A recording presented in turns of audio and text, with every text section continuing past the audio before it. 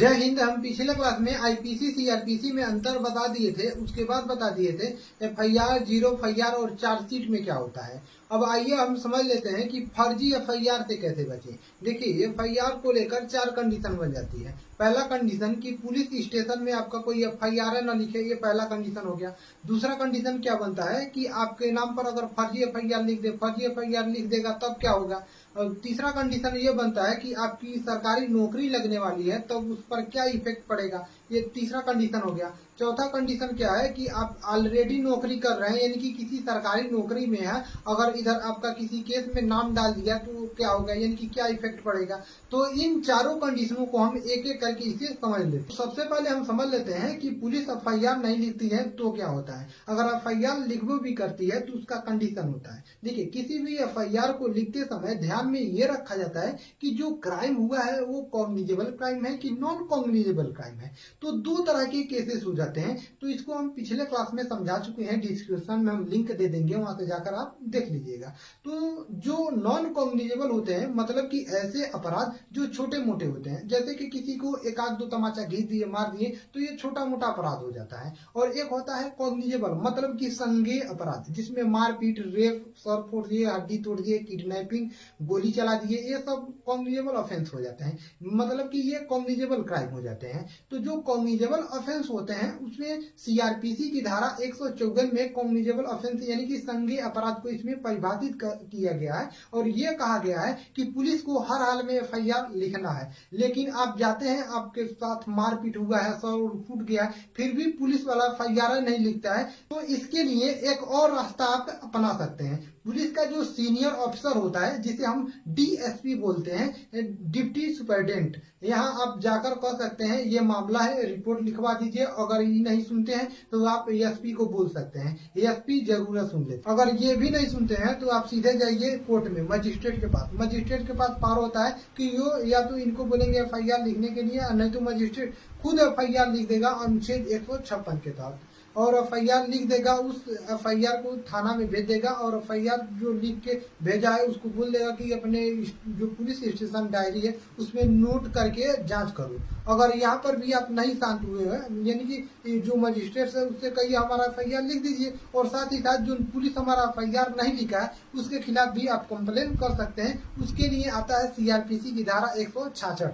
CrPC की धारा 166 के तहत पुलिस के खिलाफ आप कंप्लेन कर सकते हैं। अगर पुलिस वाले नहीं सुनते हैं ना, ये अपने आप को थाना में बैठ के बहुत होशियार समझते हैं, आप कोनो छोटा मोटा कोनो वकील लेके जाइए ना, ये एकदम शांत हो जाएगा। नहीं तो आप सीधे बोलिए, if you not return my FIR then I will take legal action against by honourable to high court under the section 166A। तो समझ जाएगा ये पहुंचल फकीर है, ये अगर एफआईआर नहीं लिखेगी हमारा पसीना पसीना छोड़ा देगा, इसका एफआईआर लिख जल्दी लिख, और एफआईआर लिखो देगा। अब समझते हैं कि आपके ऊपर कोई फर्जी एफआईआर लिखा दिया तब। अगर फर्जी एफआईआर लिखा गया है और संगीन अपराध में होता क्या है कि गाँव में जब मारपीट होता है तो किसी का कपार फूट गया, हाथ टूट गया, तो ये क्या करता है 10-20 आदमी का नाम डलवा देता है। अब उसके साथ नाम डलवा दिया है तो उसके साथ जो अपराध हुआ है वो तो संगीन है, उसमें आपकी गिरफ्तारी होगी बिना वारंट के दिखाए।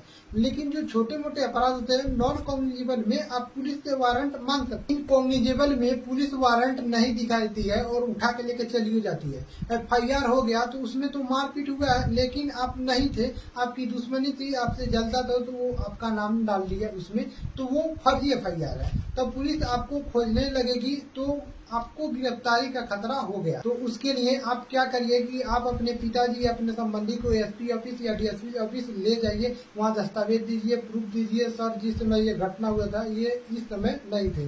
अगर आप वाकई में इंक्लूड नहीं थे तो आपके पास कोई ना कोई साक्ष्य होइबे करेगा, यानी कि प्रूफ होइबे करेगा, हम यहाँ पर थे, रिश्तेदारी में थे, दोस्त के पास में थे, पिताजी के पास थे। इन लोगों को भेजिए, ये नहीं कि अपन ये चले जाइए साहब हम नहीं थे, उठा के अंदर डाल देगा, सब ये आपस में मिलल रहता है। तो इन लोगों के पास आप भेज सकते हैं। बहुत अच्छा से सुनते हैं क्योंकि एसपी को खरीदना बहुत बड़ा है, बहुत बड़े बड़े लोग यहाँ पर मंत्रियों लोगों का सोर्स चलता है। एसपी के पास नॉर्मल आदमी का नहीं चल पाता है, ये आपके बात को सुन सकते हैं। तो इन दोनों लोगों के पास आर्डर होता है नो अरेस्टिंग का। नो अरेस्टिंग का आर्डर, ये मतलब आदेश ये जारी कर सकते हैं, अभी इन्हें अरेस्ट न किया जाए। अगर लेकिन मान लिया जाए कि ये भी लोग आपके बात नहीं सुन रहे हैं, तब आप क्या करिएगा। तब आप चले जाइए एंटीसिपेटरी बेल लेने के लिए। गिरफ्तारी अगर नहीं हुए हैं तब आप वकील से कहिए कि अपने डिस्ट्रिक्ट कोर्ट से वो एंटीसिपेटरी बेल, जिसे हम अग्रिम जमानत कहते हैं, अग्रिम जमानत ले लीजिए। अगर आप एंटीसिपेटरी बेल लेके चले आएंगे तो आप घूमते रहिए, पुलिस आपको उठा के नहीं लेके जाएगी। अब पुलिस खाली सबूत इकट्ठा करेगी, जज साहब आपको दे देगी। वहाँ पर एंटीसिपेटरी बेल आपके पास रहना चाहिए। लेकिन क्या होगा कि आपके पास अगर एंटीसिपेटरी बेलो नहीं है, पुलिस एसपी डीएसपी भी आपके बात नहीं सुने और अगर आप घूम रहे हैं तो पुलिस आपको उठा के जेल में डाल देगी। और पुलिस जेल में डाल देगी तो वहाँ से भी आपको बेल मिल सकता है। लेकिन वो जो बेल मिलता है उसकी प्रक्रिया, मतलब उसका जो प्रोसेस है वो लंबा होता है, जिसे हम रेगुलर बेल बोलते हैं। और जो एंटीसिपेटरी जो बेल होता है ये आसान होता है, ये तुरंत मिल जाता है कि जज साहब हम नहीं किए हैं, जज साहब हमको थोड़ा समय दे दीजिए, आपके पास हम अपने बेगुनाही का सबूत हम लाएंगे। तो आपको जो बेल आराम से मिल जाता है। लेकिन इसके बावजूद भी आपको बेल मिल जाना, यह कहाँ का नियम है कि आप निर्दोष हैं।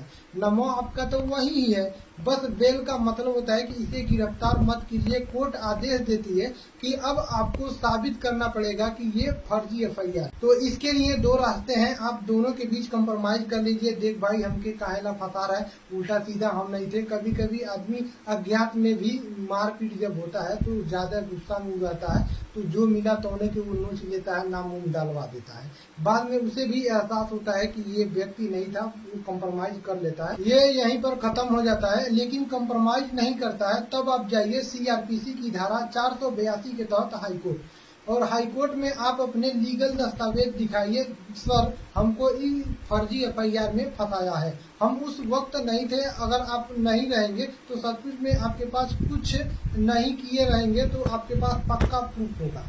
अगर पक्का प्रूफ रहेगा तो आप दिखाइए, सीसीटीवी फुटेज दिखाइए, चाहे जो चीज वो दिखाइए, मोबाइल ट्रेस करके दिखाइए, आपका वकील बताएगा क्या क्या चीज दिखाना है, आप दिखाइए। और हाईकोर्ट आपको देखेगी और तुरंत हाईकोर्ट कह देगा कि ये फर्जी एफआईआर है।